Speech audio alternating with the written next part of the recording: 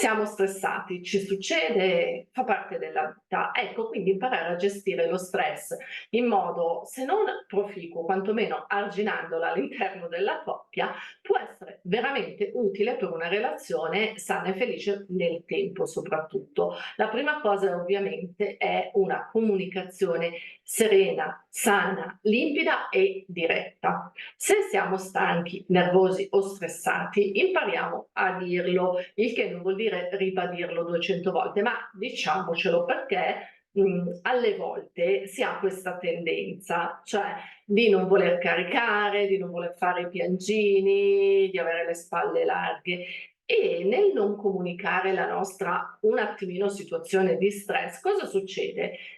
Andiamo in carico ulteriore e ci incattiviamo spesso anche con il partner perché non ha la palla di vetro, perché non capisce che noi siamo stressati, stressate, che abbiamo un pensiero, una preoccupazione e quindi diventiamo ulteriormente nervosi nei confronti anche della persona che abbiamo di fianco. Quindi appunto la prima cosa è se abbiamo un disagio di qualunque genere, ma soprattutto in periodi un po' di tensione, impariamo a comunicarlo e nello stesso tempo, questa è l'altra faccia della medaglia, quando vediamo il partner un po' nervoso, un po' teso, impariamo a chiedere: "Ma va tutto bene? Cosa c'è? Posso fare qualcosa?" In questo modo, creiamo un flusso in andata e in ritorno che è sempre sano e utile. Nel contempo, se il partner, tra virgolette, "si lamenta con noi di un suo problema e di una sua situazione", cerchiamo di essere altrettanto aperti nell'ascoltarlo quanto vorremmo che lui o lei fosse aperto con noi.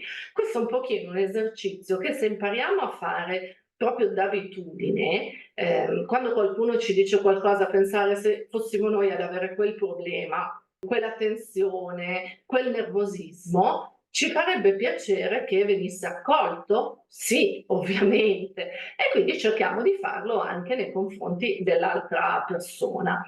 Nel contempo, l'equilibrio di questa situazione che cos'è? È tra l'essere aperti, l'essere confidenti e mantenere dei confini sani.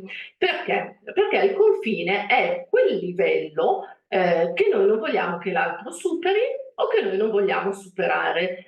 E sta a noi calibrarlo, perché il confine rimane il modo sano di gestire i rapporti. Quindi il confine è: siamo confidenti con l'altra persona, raccontiamo le nostre cose, siamo aperti nel dire i nostri disagi, lo stesso accettiamo che l'altra persona faccia con noi e nel contempo siamo aperti all'ascolto e al supporto.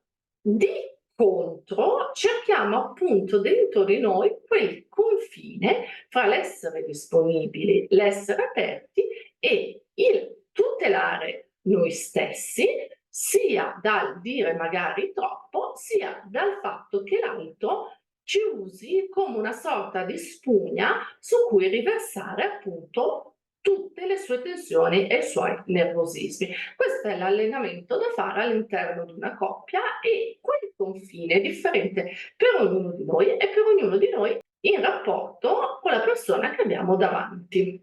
Impariamo a praticare la gestione dello stress individuale. Perché? Perché l'altra persona può esserci di supporto, ma ovviamente non è dentro di noi, non può risolvere in noi il motivo dello stress che abbiamo. Ok? Quindi l'altra persona ci sarà perché comunque stiamo costruendo una coppia sana e quindi si presuppone appunto che ci sia, ma la gestione principale dobbiamo imparare ad averla noi e può essere fatta con una serie di esercizi, di respirazione, di rilassamento, c'è chi va a correre, c'è chi si mette a leggere, 100.000 soluzioni poi pratiche, ma imparare un pochino anche noi, appunto al di là della coppia, a autogestirci il nostro stress. E alle volte diciamolo anche all'altra persona, cioè tipo ho questo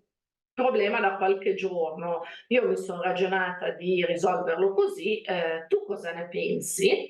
Quindi gli arriviamo addosso con il nostro stress, una nostra problematica, ma facendo vedere che è il comportamento sano, poi peraltro non è che glielo facciamo vedere e basta, chiaramente, di aver già iniziato un pochino a arrangiarci le nostre cose. Lavorare insieme come squadra. Se abbiamo deciso di stare in coppia e di essere una coppia, per quanto possa essere difficile, magari se abbiamo un carattere fortemente individualista e succede, lavorare come fossimo una squadra. Questo è importante perché altrimenti non sussiste l'idea di essere in coppia. Allora si è due che convivono, si è due che passano del tempo assieme. Il nucleo dell'idea di coppia è proprio questo di essere un attimino anche due che si fanno scudo a vicenda nei confronti di quello che può succedere, delle avversità. Programmare del tempo insieme. Sembra banale, soprattutto se si vive assieme. Dici, ci vivo già assieme, cosa vuol dire programmare del tempo assieme? Vuol dire ricavarsi del tempo di qualità insieme, perché altrimenti lo stress dovuto a tutto quello che succede, pian pianino e senza che noi ce ne accorgiamo, va a erodere anche il nostro quotidiano dentro casa e ci ritroviamo distanti, nervosi, arrabbiati con l'altra persona, ma senza accorgercene. Ecco, ci si arriva un pochino contro.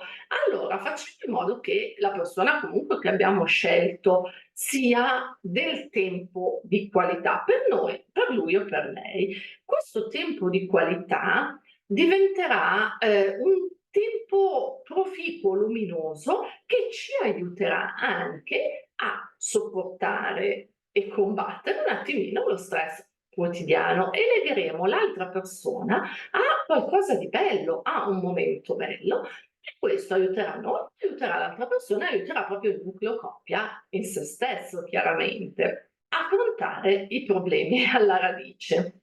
Analizzare con un attimo di calma e di chiarezza quali sono le fonti del nostro stress, in che misura possiamo anche andarle a risolvere, in che misura invece possono essere serenamente un costrutto mentale nostro. Magari siamo stressati, non lo so, da dover portare a ginnastica i figli ogni mercoledì perché comunque in quell'orario ci pesa. Mettiamoci d'accordo con un'altra mamma, ipoteticamente, che li porti l'altra mamma e noi magari portiamo i figli di tutti, che ne so, il venerdì pomeriggio a prendere un gelato. Cioè creiamo anche tutta una serie di reti di supporto, di modo che quello che è una vita quotidiana divenuta ormai ovviamente stressante per un cumulo di cose da fare, possa essere almeno mentalmente, ma anche praticamente alleggerita.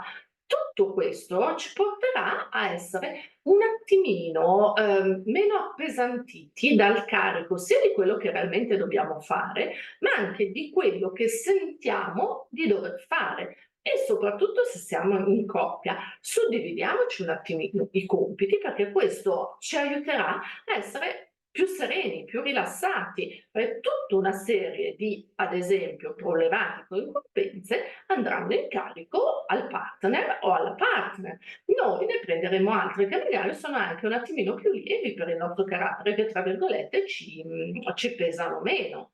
Quindi tutto quello che ci arriva addosso in modo stressante, qui si parla proprio di rapporto di coppia, condividiamolo e prendiamoci ognuno carico un pochino di quello che stressa l'altro, mettendo invece sul piatto la disponibilità per un qualcosa che magari a noi stressa un pochino meno. Praticare la gratitudine. Spesso e volentieri si rompono le scatole per niente, questo lo dico per me per prima, ma in generale lo vedo. In vite in cui abbiamo tante cose di cui essere veramente grati, già il fatto che ci alziamo tutte le mattine e zompiamo giù dal letto con le nostre gambe non è banale da dire, ma insomma è tanto, è tanto. Quindi cerchiamo di essere grati anche per le piccole cose.